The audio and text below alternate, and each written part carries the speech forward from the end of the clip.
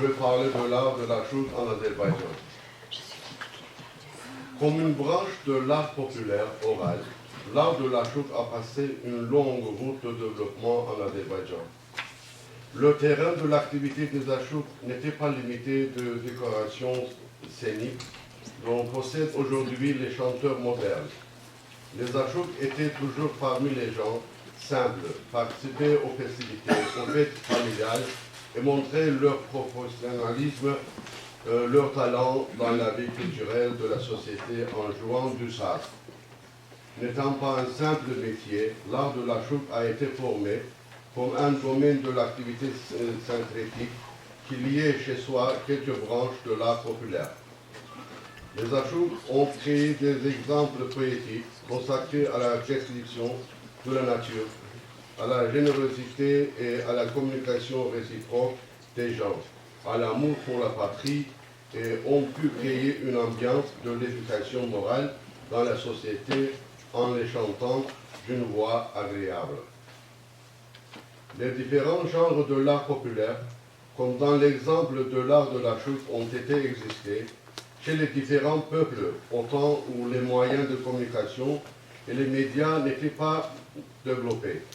Même au Moyen Âge, les amateurs de contes, les danseurs, les musiciens, les troubadours et les jongleurs en France, les professionnels de ballades en Italie et en Écosse, les interprètes de gopus et bandoura, instruments à cordes de musique folklorique ukrainienne, en Pologne, en Ukraine, en Hongrie et en Moldavie, ont été occupés de la créativité professionnelle parmi le peuple.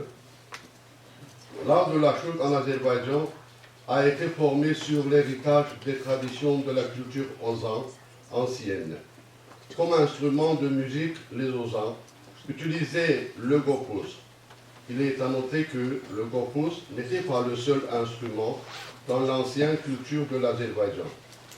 L'ancienneté des traditions de l'art populaire de l'Azerbaïdjan permet de dire qu'on a utilisé les différents instruments de musique. En ce qui concerne l'histoire de gopus, les recherches archéologiques prouvent son ancienneté et date des années avant Jésus-Christ. En 1960, les archéologues américains ont trouvé de rares exemples culturels au Gigamış qui se trouvaient au sud de l'Azerbaïdjan et qui appartenaient au VIe siècle avant Jésus-Christ. La plus intéressante de cette trouvaille est celle de faïence sur laquelle on a décrit un groupe de musiciens, un ozan avec le saz dans une festivité. Comme le gopus appartient au temps ancien, son ère de diffusion est aussi ancienne. Surtout les peuples turcs ont utilisé beaucoup de cet instrument. Gopus a joué un rôle spécial dans le développement de l'art musical des Tatars, des Turcs, Turk-Togus, des Altay, des Kafkas, des Uyghurs, des Kirghizes et des Touares. Pour son potentiel de multinationalité musicale, le gopus a été diffusé aussi dans les pays tels que l'Ukraine, la Pologne, Hongrie et la Moldavie. Des différentes sortes de gopus ont été créées dans les pays où il a été diffusé. En même temps, on rencontre aussi les variantes kopus, komus, komise de gopus. En ce qui concerne l'étymologie du mot gopus, il se compose des mots gop et ouz. Dans l'ancienne langue turque, le sens du mot gop est grand et grandiose et fort.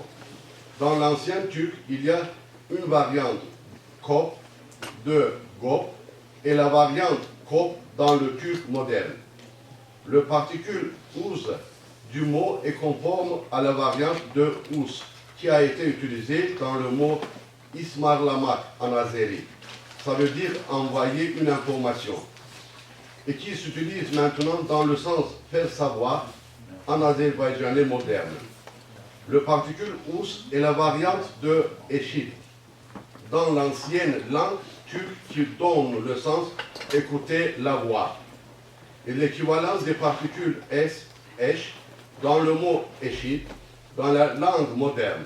Donc, le mot gopus est considéré comme grand cri grandiose et un instrument de porte-voix. On peut rencontrer le nom de gopus dans l'ancienne épopée du peuple azerbaïdjanais, Kitab-ı Dede Gorgut. D'après le sens de l'épopée, gopus appartenait à Dede Gorgut et se considérait comme un instrument saint. La différence entre le gopus et le saz était dans leur préparation, car le corps de l'instrument était préparé du crin, en tant que les cordes de saz étaient faites en métal. Quoique le gopus était fait du crin, on l'appelait aussi telli saz en azéri. Ça veut dire le saz du crin dans les épopées. L'apparition du saz en métal était après le gopus. Et cela veut dire que c'était l'étape du Moyen-Âge en azerbaïdjanais où les objets en métal étaient bien développés et diffusés. Mais, hélas, nous n'avons pas d'informations sur l'art de la chouk de cette période. C'est pourquoi, dans les sources, on relève que le développement de l'art de la chouk remonte au Xe et XIIe siècle, après l'étape de Lausanne. Ça veut dire Achouk. Mais il y a des faits indéniables concernant des exemples de cet art qui prouvent que les exemples de cet art remontent au XVe siècle. Mais c'est aussi incroyable que le passage de gopus en saz entre le peuple puisse passer invisiblement au Moyen-Âge. Car, d'après les sources du XVe siècle, sur l'art de la chouk, le saz était un instrument perfectionné. Cela veut dire que le saz avait été existé, conservé, perfectionné et développé ses traditions parmi le peuple dès le fin du Moyen-Âge et au-delà. De tels instruments comme ouz, oud, rubab, zenk, kanun, barbed, kamança, setar, tar, tambour, mizmar, şeypur, ainsi que kous, tabil, dohol, magra et d'autres qui appartiennent au pays du Moyen-Âge, de Proche-Orient, étaient bien diffusés en Azerbaïdjan aussi. Comme on utilisait beaucoup de ces instruments aux festins musicaux, l'art de la chouk avait été obligé de continuer ses traditions fonctionnelles à l'intérieur du peuple. On peut comprendre bien le rôle de saz d'après le sens de l'hémistiche, saz dont les cordes bien accordées. Dans le poème de Nizami Ganjavi, Khosrow et Shirin, il est à noter qu'on peut rencontrer les noms des instruments qui appartiennent au peuple arabe et persan, qui étaient utilisés au monde musical de la période classique, étaient présents non seulement dans les œuvres de Nizami, mais aussi ceux de Marsadi Ganjavi, de Fizuli et d'autres poètes azerbaïdjanais. La magie de saz et du mot n'a pas permis d'oublier cet instrument majestueux. Dès le XVe siècle, l'art de la chouk a commencé à dominer les moyens de l'art classique oriental sous les auspices de l'homme d'État, de poètes, de penseurs et de chefs de secte Shah Ismail Khatai. Cela a permis de donner à l'art de mots, à la littérature de la chouk, une nouvelle vie, un nouvel enthousiasme. Une poésie célèbre de Shah Ismail Khatai a donné un élan pour animer cet art. Le développement de l'art de la chouk a permis de perfectionner le saz et renouveler l'accompagnement musical. Auparavant, le saz était accompagné de balaban, petit instrument de musique à vent, puis quelques instruments de batterie tels que da, tambourin, dumbul, tambour, dumbek, gaval, timbal, ont été introduits. La tradition de l'introduire des instruments supplémentaires dans la musique achouk continue même aujourd'hui. L'art de la chouk est diffusé dans différentes régions de l'Azerbaïdjan et chanté affectueusement par le peuple. La musique de la chouk est conservée dans plusieurs régions de l'Azerbaïdjan, telles que Ganja, Karabakh, Nakhchivan, Shirvan, Tovuz, Jenkir, Kazakh, Borçalı, Tebriz, Köy, Urmia, Derben et d'autres, et continue ces traditions par succession. Le développement de l'art de la chouk a permis de créer différentes écoles d'achouk en Azerbaïdjan. 11 écoles d'achouk avaient été existées en Azerbaïdjan. Ce sont les écoles d'achouk de Göyçay, de Tovuz, de Borçalı, de Ganja, de Shirvan, de Karabakh, de Tebriz, d'Urmia, de Tildir et de Derben. Chaque école a sa tradition. Par exemple, les représentants de l'école de Shirvan interprètent, chantent, dansent et écrivent les paroles. Ils sont accompagnés par le balaban, berk, dümbül, dümbek et d'autres instruments musicaux. Par contre, les représentants de l'école de Göyçay écrivent les paroles, jouent, mais ne dansent pas. Ils font du tour dans la scène, font un tour dans le festin. Le saz est accompagné par le balaban, comme flûte. Les achouks de Borçalı écrivent les paroles, jouent, chantent, mais ils ne dansent pas. Ils préfèrent interpréter seul le saz. D'après le professionnalisme, les achouks se divisent en quelques parties. Les plus connus sont les poètes du pays. Ils écrivent les paroles. Les achouks professionnels les chantent dans le festin.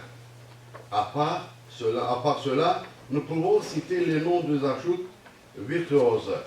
Ils écrivent les paroles, interprètent, chantent, créent la musique et forment des achouks. Parmi eux, il y en a d'autres qui l'occupent de l'interprétation. Les genres de la poésie d'achouk sont très riches en Azerbaïdjan. Les achouks écrivent des ustadnames, en français des chefs d'œuvre, qui portent un caractère didactique. Ils écrivent des gözellama, ça veut dire en français chanter la beauté de belles femmes, où on décrit la nature, les sentiments sublimes des gens, la fidélité et la passion. Il crée des barlamas, un type de devinette où un achouk tâche de dominer son adversaire en lui posant des questions en vers. Des değişmen, un achouk veut remporter son adversaire à l'aide de jeux de mots qui montrent la capacité infinie de l'esprit humain. Il crée les dates à l'aide des chiffres, de signes, de lettres, où il n'est pas exprimé qu'un moment de la période. Il compose des vers de sens irfanique, où les idées de clarté morale prédominent.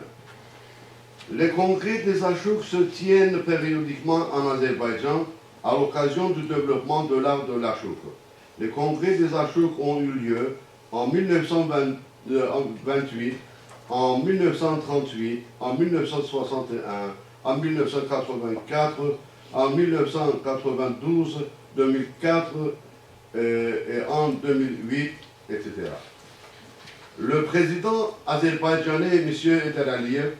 İlham Aliyev, prête une grande attention au développement de l'art de l'achouk en Azerbaïdjan. On recueille les héritages des achouks et on les édite. On célèbre les anniversaires de grandes achouks au niveau gouvernemental, on les renumère de prix d'État. Le rôle de Mehriban Aliyeva, la présidente de la fondation d'Haydar Aliyev, l'ambassadrice de bonne volonté de l'UNESCO et d'ICESCO, est indéniable dans le développement de l'art de l'achouk. Grâce à l'activité de Mehriban Hanım Aliyeva, les relations humanitaires interculturelles en France et en Azerbaïdjan s'élargissent. Il est à noter, grâce à la collaboration de la République d'Azerbaïdjan et maisons des cultures du monde de la France, beaucoup de cités ont vu le jour. On a organisé des festivals relatifs à la musique tachouk en 2009, 2012, 2013 à Saint-Florent, à Paris et à Strasbourg. À la fin, je suis très reconnaissant aux autorités et aux collaborateurs de l'Université de Haute-Alsace de Mulhouse pour l'attention prêtée à l'établissement des liens humanitaires culturels entre la France et l'Azerbaïdjan, pour la création de bonnes conditions à l'égard des échanges des intellectuels français azerbaïdjanais et tous les initiateurs de cette coopération. Je vous remercie pour l'attention.